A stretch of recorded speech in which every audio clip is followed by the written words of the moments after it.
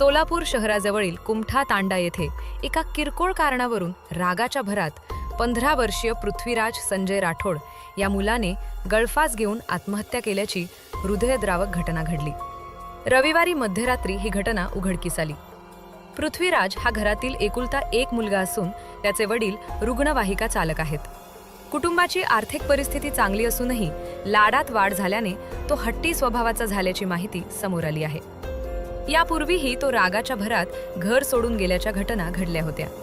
रविवारी किरकोळ कारणावरून तो पुन्हा घर सोडून गेला। दिवसभर नातेवाईकांनी शोध घेतल्यानंतरही तो सापडला नाही। रात्री आईने मोबाईलवर संपर्क साधण्याचा प्रयत्न केला असता घराजवळील झुडपात मोबाईलचा प्रकाश दिसला। तेथे गेल्यावर तो गळफास घेतलेल्या अवस्थेत आढळून आला। तातडीनं त्याला खाली उतरवून खासगी रुग्णालयात व नंतर शासकीय रुग्णालयात नेण्यात आले, मात्र डॉक्टरांनी त्याला मृत घोषित केले।